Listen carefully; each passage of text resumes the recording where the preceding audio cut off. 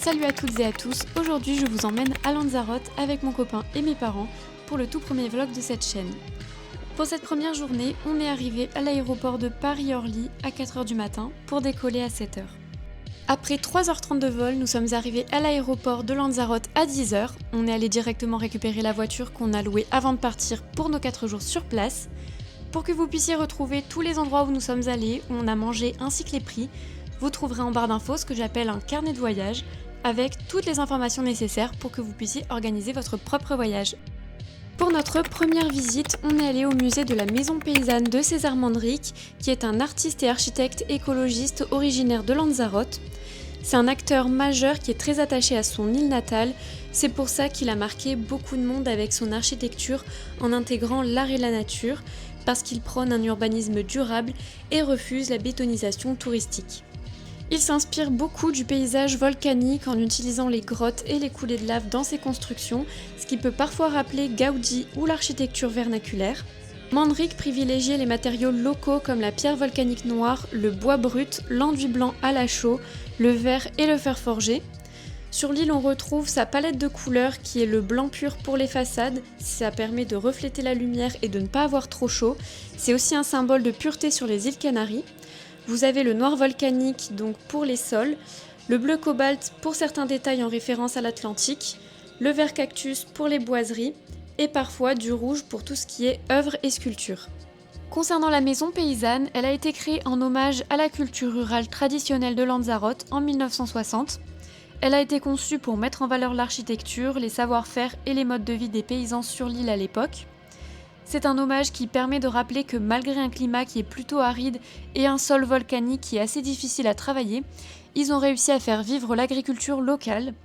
D'ailleurs, lorsque vous arrivez sur le site, vous pouvez voir une sculpture monumentale en acier et en béton qui est appelée le monument à la fécondité qui mesure de tête à peu près 15 mètres de haut et qui est composée d'anciens éléments agricoles. C'est une œuvre qui vient symboliser la force créative et la fertilité de la terre.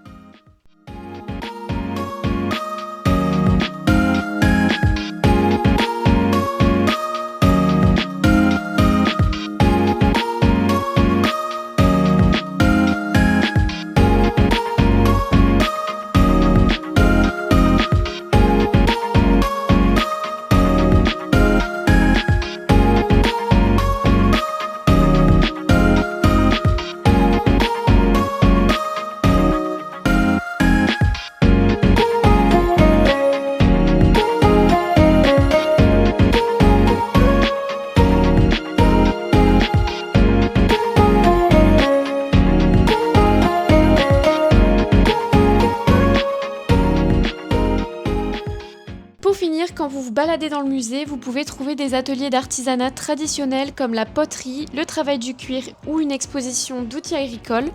Nous, on s'est arrêté chez une dame qui faisait ses propres produits à base de plantes directement récupérées sur l'île. Et on est reparti avec des petits bâtonnets d'encens qu'on a déjà utilisés, il me semble. Ça sentait super bon. Vous pouvez ensuite voir le restaurant Troglodyte qui a été creusé dans la roche volcanique. On n'a pas pu y manger malheureusement parce qu'il y avait déjà des centres aérés qui devaient déjà y manger.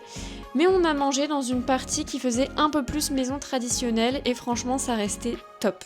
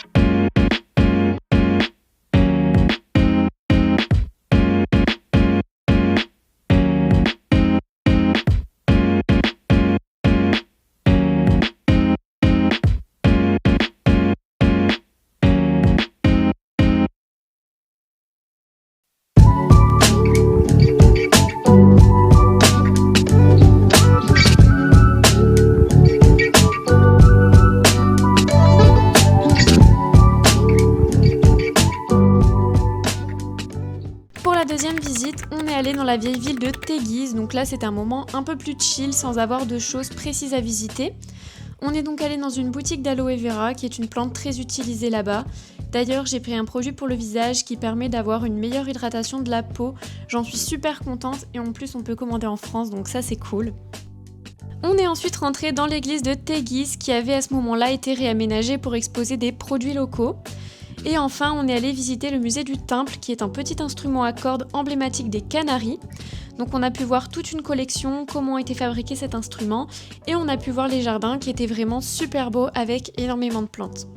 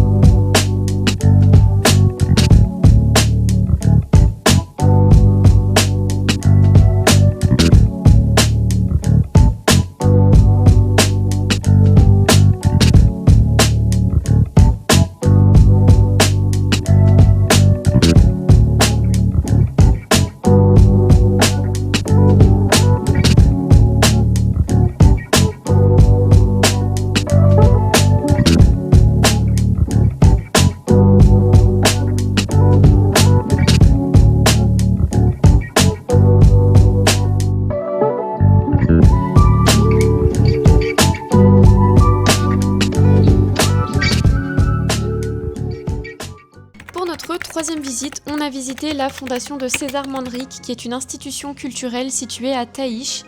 Elle a été fondée par César Manrique en 1983 dans le but de conserver, étudier et diffuser ses œuvres, tout en veillant à préserver sa mémoire. Le but étant également de promouvoir les relations entre l'art et la nature, en agissant pour la conservation du milieu naturel, et enfin favoriser la réflexion culturelle, intellectuelle et le sens critique. Ce qui est assez impressionnant à voir pour tous les fans d'architecture, c'est le bâtiment qui a été construit directement sur une coulée de lave. La partie supérieure du bâtiment épouse l'architecture traditionnelle canarienne, tandis que le reste du bâtiment s'enfonce dans plusieurs bulles volcaniques naturelles qui deviennent des pièces souterraines reliées par des couloirs. Je pense que c'est l'une des parties que j'ai préférées, visiter vraiment les souterrains, c'était super beau et c'est assez impressionnant de voir comment ça a pu être construit et aménagé à l'intérieur.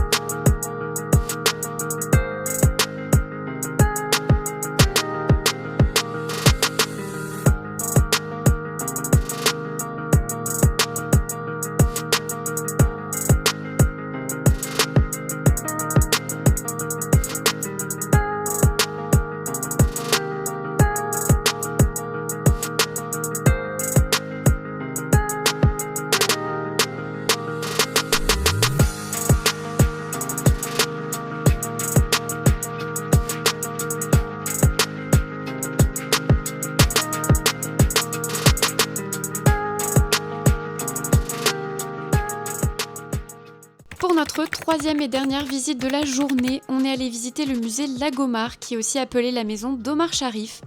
C'est un lieu qui est complètement unique, qui se situe dans le village de Nazareth, qui regroupe plusieurs bâtisses qui ont été intégrées dans la roche d'une ancienne carrière volcanique et qui créent finalement une seule et même villa. Ce lieu a été pensé dans les années 70, toujours par César Manrique, et a été construit par Jesús Soto, qui était un artiste pionnier de l'art cinétique et du pop art. On l'appelle la maison d'Omar Sharif car elle lui a appartenu, mais apparemment, il l'aurait perdue après l'avoir parié lors d'une partie de bridge contre le promoteur Sam Benadi.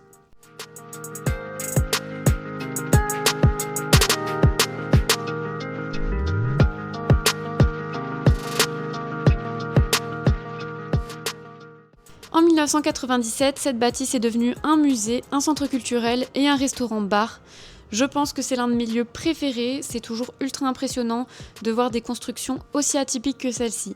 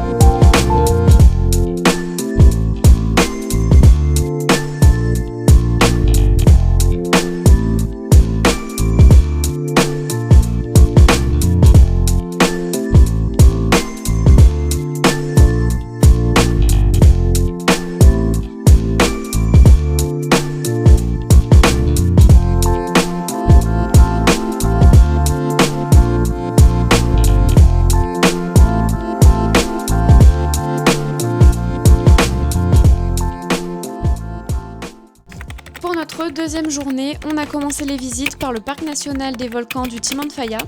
C'est un parc d'environ 5107 hectares qui est le résultat de grandes éruptions de 1730 à 1736. Le massif des montagnes d'El Fuego a transformé environ un quart de l'île, ensevelissant les villages et les terres.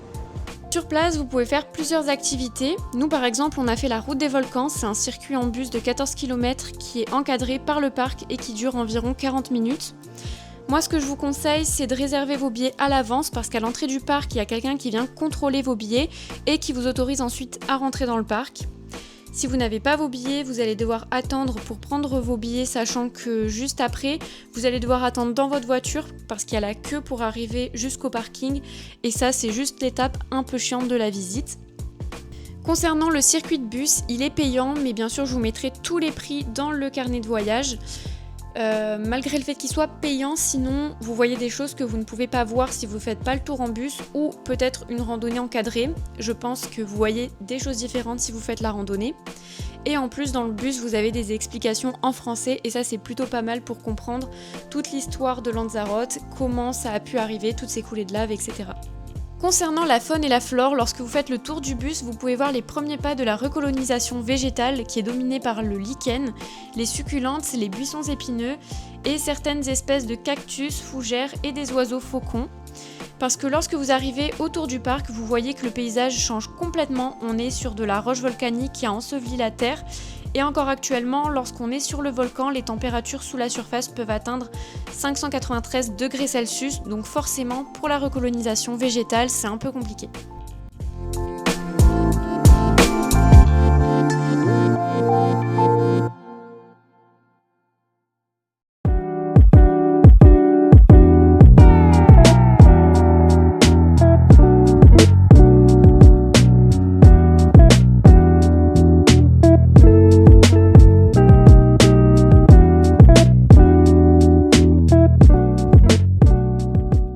Ensuite sur place, vous avez également des démonstrations géothermiques en surface avec des jets de vapeur, la cuisson de la viande ou des légumes dans un puits naturel de 5 mètres autour du restaurant El Diablo conçu également par César Manrique. D'ailleurs, si vous mangez au restaurant, vous allez pouvoir potentiellement manger de la viande cuite à la lave de volcan. Et personnellement, on y a mangé et je peux vous dire que c'est le truc que mon copain a le plus préféré de tout son voyage. Il n'a pas arrêté de nous reparler de son poulet cuit à la lave de volcan. Donc je peux vous dire que pour les mecs, ça c'est génial. Pour la deuxième visite, on s'est arrêté à un point de vue juste à côté de la Salinas des Janubio à La Jolla, qui sont tout simplement des marais salants où on a acheté quelques petits trucs pour la famille. Je vous laisse plutôt avec les vidéos qui parlent d'elles-mêmes de la beauté du lieu.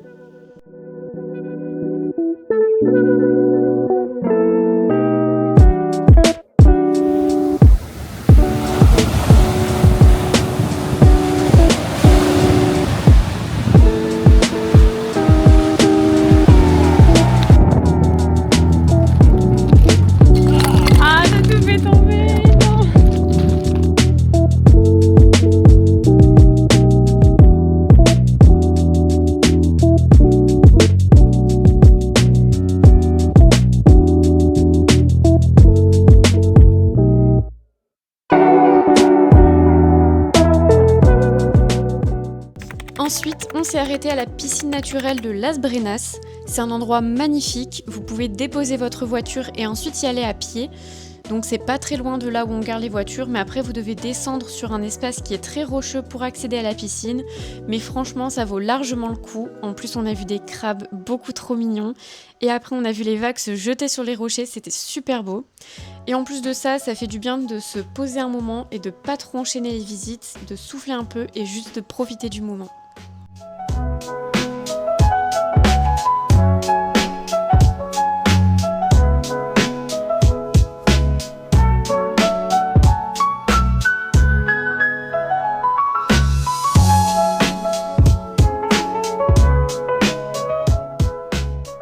Ensuite, on est allé à la plage de Papagayo. Malheureusement, j'ai pas beaucoup filmé, tout simplement parce qu'il y avait quasiment que des madames avec les nénés à l'air, donc forcément, par respect, j'allais pas filmer.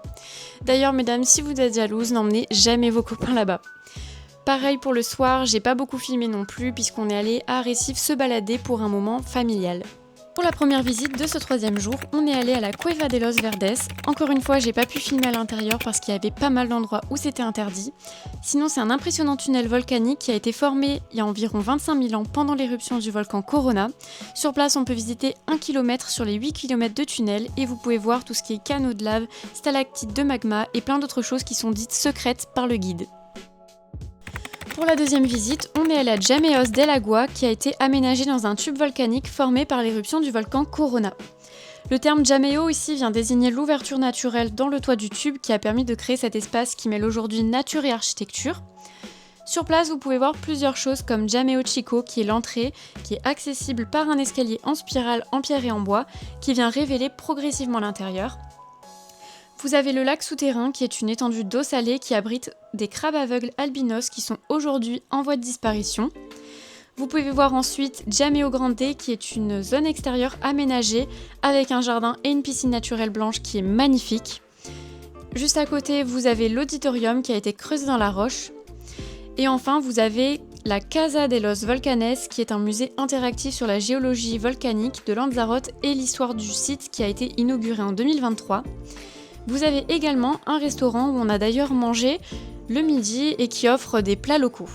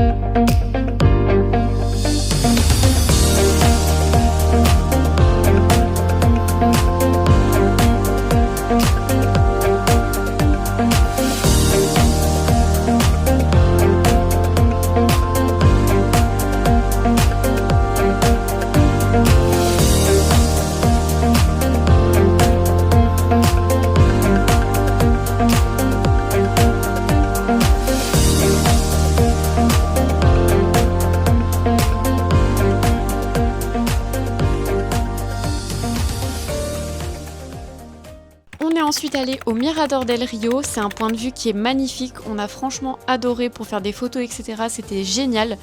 Le seul petit bémol c'est qu'on a quand même payé 8,50€ par personne pour soi-disant 45 minutes de visite et on a dû rester je pense pas plus de 20 minutes. Donc c'est ce que j'ai trouvé un peu dommage qu'il n'y ait pas plus de choses à faire sur place. Mais sinon, pour le point de vue, ça valait le coup.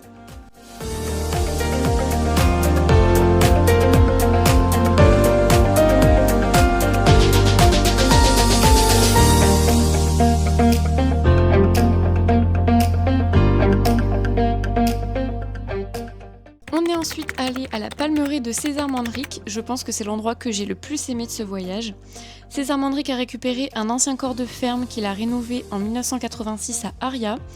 Il a trouvé dans cet endroit l'harmonie entre la nature et la vision architecturale respectant les traditions pour créer une maison alliant confort et esthétisme moderne.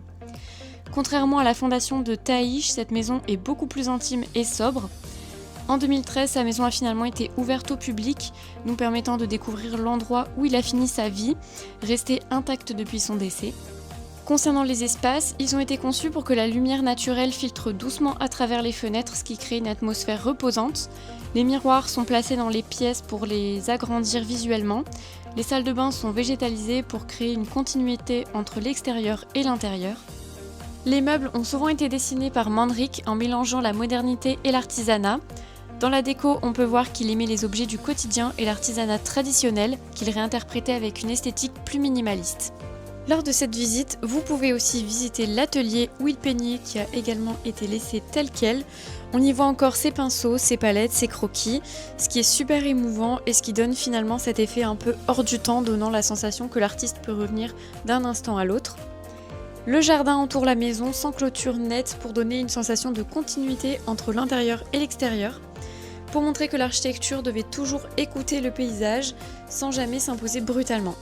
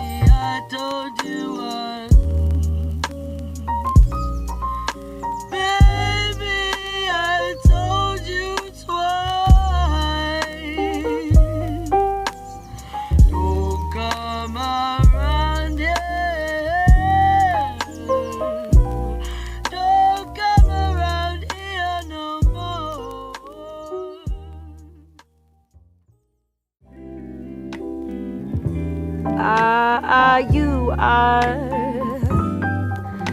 my one love. You're my everything, my everything. You're my love.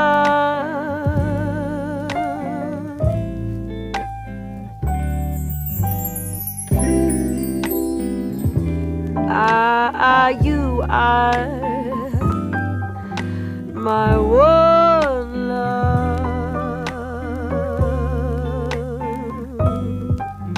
You're my everything, my everything.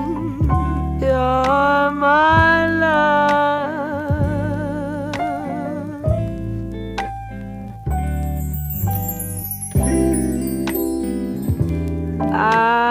You are my one love.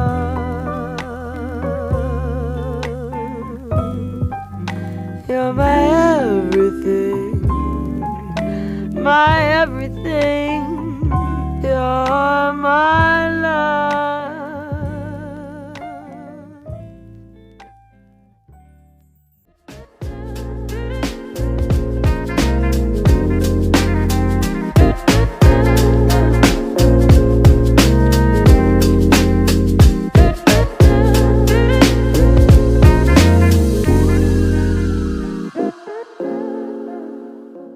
Pour bien finir la journée, on s'est arrêté à la piscine naturelle du Colosseo. Bon, encore une fois, ma mère nous emmène toujours dans des bourbiers, donc forcément, il fallait qu'il y ait une plage nudiste juste à côté de la piscine naturelle. Mais bon, on a quand même pas mal rigolé. Et dans la soirée, on est retourné à Puerto del Carmen où se trouvait notre hôtel pour se balader. C'était pas forcément le kiff de voir des nénettes et des sgegs, n'est-ce pas? Ouais. Pas ouf. Nous voilà déjà pour le dernier jour de ce magnifique voyage. Donc qui dit dernier jour dit dernière visite avec le Jardin des Cactus. Le Jardin des Cactus, c'est l'un des lieux les plus emblématiques de Lanzarote et c'est une véritable merveille pour les amoureux de design, de nature et d'architecture paysagère.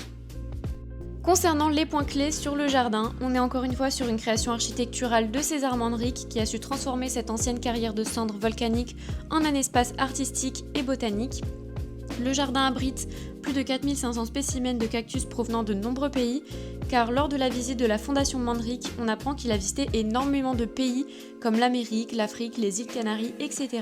et qu'il a donc décidé de ramener différentes espèces de cactus sur l'île de Lanzarote.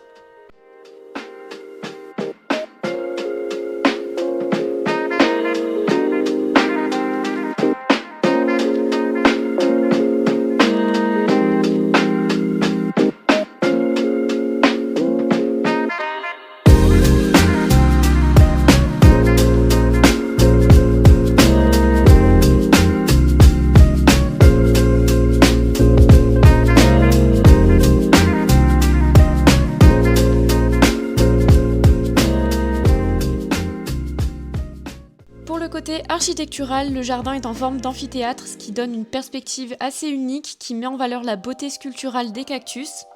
À l'entrée, on trouve un moulin qui a été restauré et qui est typique de Lanzarote. On est toujours sur une intégration harmonieuse du paysage volcanique, l'utilisation des matériaux locaux et le jeu de contraste entre le vert cactus, le noir de la lave et le bleu du ciel. Pour l'ambiance, c'est un lieu qui est calme, presque méditatif. On ressent tout ce qui est lien profond entre la nature et la création artistique. Chaque détail du mobilier au sentier de pavé porte la marque de l'élégance sobre et organique de Manrique.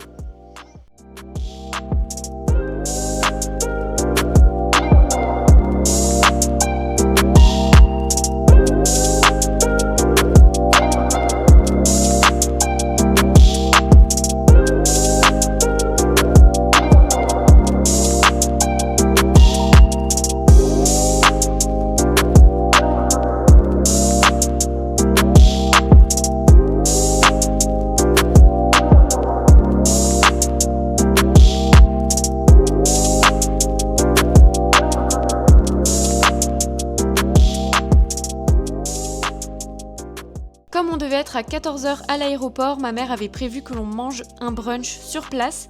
C'était excellent, j'avais jamais mangé de brunch de ma vie et franchement c'était super bon. Et en plus on était calés pour le reste de la journée. Le plus gros conseil que je pourrais vous donner, c'est de réserver à l'avance car il y avait beaucoup de personnes qui voulaient manger sur place et qui n'ont finalement pas pu puisque c'était déjà complet.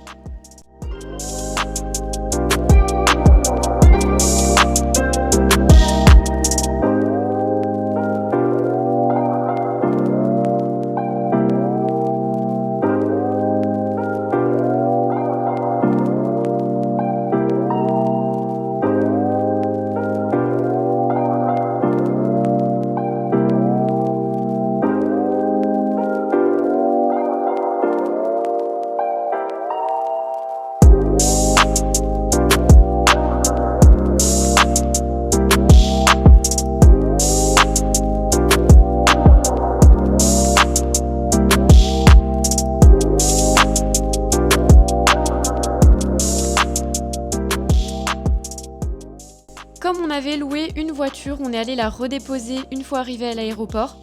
Donc forcément l'heure du vol allait bientôt arriver, ce qui signifiait que c'était déjà la fin des vacances. Étant donné que c'était la première fois que mon copain prenait l'avion, c'était un voyage qui était super important pour nous parce qu'on voulait lui faire découvrir le bonheur que c'est de voyager dans d'autres pays. Et ça ne sera d'ailleurs pas le dernier puisqu'une semaine après on est parti à Munich car monsieur est fan de football. J'en dis pas plus puisque ça fera l'objet d'un deuxième vlog. Sinon, j'espère que ce vlog vous a plu et que ça vous a donné envie d'aller visiter cette magnifique île. N'hésitez pas à me dire en commentaire ce que vous en avez pensé. Et maintenant, je vous laisse aller voir en barre d'infos le carnet de voyage afin que vous puissiez retrouver tous les lieux où on est allé ainsi que les prix des activités et le prix final du voyage. Bye!